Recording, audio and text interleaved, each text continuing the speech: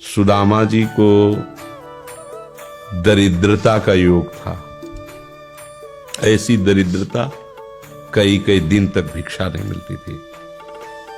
ये जितने भी चरित्र हमारे लिए उदाहरण है। मांगने जाते थे तो मांगने से भी नहीं मिलता था कई कई दिन। एक दिन उनकी पत्नी ने कहा कि हमारा आपका तो चरणामृत से भी गुजारा 2 दिन 3 दिन हो 4 दिन हो, छोटे छोटे बच्चे तो मर जाएंगे ऐसे। कुछ तो उनका श्री कृष्ण के सिवा हमारा कोई नहीं, अब हम क्या कर सकते हैं। प्रारब्ध जब बिगड़ता है ना वो कोई सफलता नहीं होने देता। तो एक दिन श्री रुक्मिणी जी प्रसाद ठाकुर जी को भोग पा रही थी तो वैसे रोक दिए, उदास हो गए। तो उनका प्रभु ऐसी स्थिति हमने जब जब आपकी देखी तो किसी भक्त को जब कष्ट होता है तब आपको ऐसे देखा है।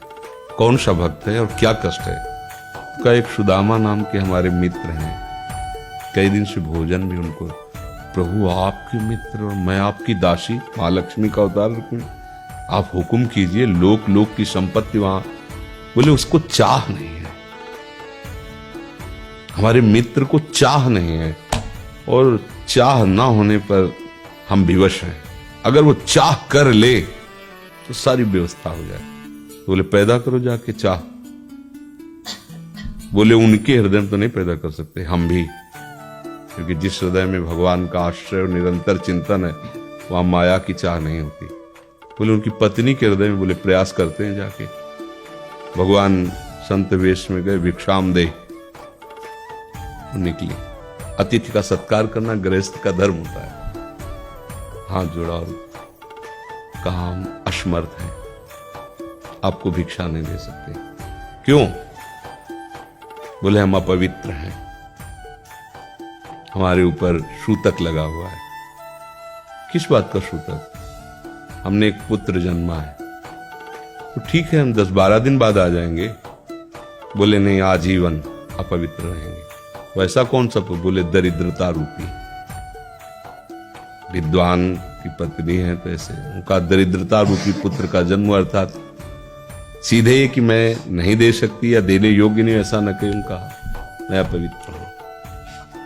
उनका दरिद्र कैसे हो सकती हो? जिनके पति के मित्र द्वारिकाधीश भगवान श्री कृष्ण है, वो दरिद्र कैसे हो सकता है? एक बार कहो ना अपने पति से। चले गए। जो सुदामा जी आए तो उन्होंने कहा कि देखो आज एक अतिथि आए थे, उनको मैं कुछ नहीं दे पाई, मुझे बहुत कष्ट है कि मेरे पुत्र और आए हुए अतिथि का भी हम स्वागत नहीं कर सकते, उनका भरण पोषण। आपके मित्र द्वारिकाधीश प्रभु श्री कृष्ण, सुदामा जी ने कहा। बोले चले जाओ ना, वो कुछ न कुछ सहयोग कर देंगे। तो बोले हम ऐसे मित्र नहीं बनाए कि वो हमारा सहयोग करे, कभी नहीं, मर जाऊंगा, पर उनसे ये नहीं कहूंगा कि आप हमारा। बोले मत कहना, दर्शन के लिए तो चले जाओ, वो सुना है इतने उदार हैं कि वो जाने पर ही दे देंगे। स्वामी ने कहा दर्शन के लिए तो जा सकते हैं, बहुत दिन हो गए, ठीक है, पर मित्र के पास जाए तो कुछ लेके जाना चाहिए, मेरे पास तो कुछ नहीं है। पड़ोस में जैसे किसी से मांगने गई तो, अरे समय जब बिगड़ता कोई नहीं होता साथ। एक ने थोड़ी उदारता दिखाई तो चावल पछोरने पर जो आगे कणका होते चावल के, जो प्राय वो लिए सुदामा जी ने कहा हमारे प्रभु भाव के भूखे, कुछ ले जाएंगे, खाली हाथ तो नहीं है। पोट्री में सारांश में बता रहे, द्वारपालों ने देखा कि हड्डी हड्डी शरीर में कई जगह से फटे वस्त्र, बेवाई फटी हुई, उनको दिखाई दे रहा था दरिद्रता की मूर्ति है। तो उनका किससे मिलना है तुमको?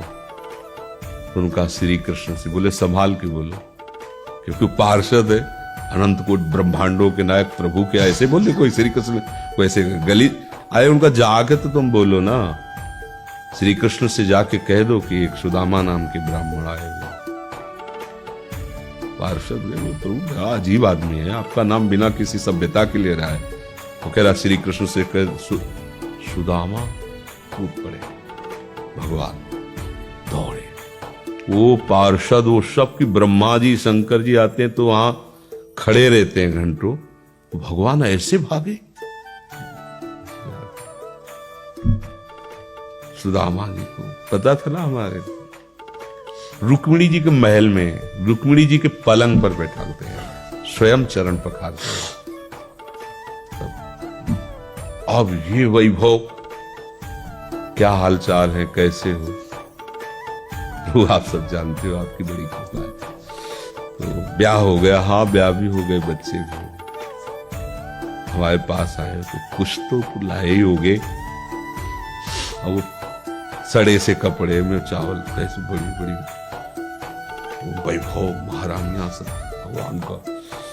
चुप ऐसे बोले, देखो फिर चूक कर रहे हो, हमारे हिस्से की चोरी पहले की थी और फिर चूक कर रहे हो। उन्हें हिम्मत नहीं पड़ रही थी, इतने महामहिम प्रभु को कैसे हो तंदुर।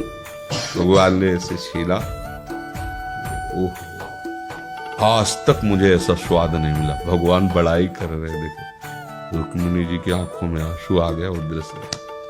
भगवान पकड़ लिया हाथ, बस प्रभु हम आपके सिवा नहीं रह सकती। और भगवान को सुदामा जी का स्वागत सम्मान, अच्छे कपड़े पहनाए। जब चलने लगे ना भगवान की तरफ वो देखते, मतलब कामना नहीं पर कि देखा पत्नी कह रही थी जाओगे कुछ लोग कुछ चले प्रभु, हाँ ठीक, घर से ऐसे चले जाना, हाथ भी खाली। प्रभु ने कहा देखो ये कपड़े जो है ना महंगे हैं, रास्ते में तुम्हें चोर बदमाश तुम अपनी पोशाक पहने इनको उतार दो। बोले बड़ी कृपा, कपड़े भी उतार दिए और रास्ते में सोचे देखो निगेटिवली सोच रहे, मेरे श्री कृष्ण मुझे कितना प्यार करते हैं। उन्होंने इसीलिए नहीं दिया कि ये दरिद्र कहीं संपत्ति पाकर मतवाला होकर मुझे भूल न जाए, मुझे कितना प्यार करते हैं। प्रभु के प्यार में मगन होकर सुदामा पूरी खड़ी जैसे द्वारिका। उनको भ्रम हुआ कि मुझे लगता है चलते चलते मैं पुनः द्वारिका आ गया। वहां पूछ रहे हैं कि ये भगवान के पास विधाता है उनका। प्रभु ये तो गलत हो गया, इनके भाग्य में हमने लिखा था 6 श्री, ऐश्वर्य का नाश, जीवन में नहीं ऐश्वर्य, 6 श्री। भगवान ने उसका उल्टा कर दिया यक्ष श्री।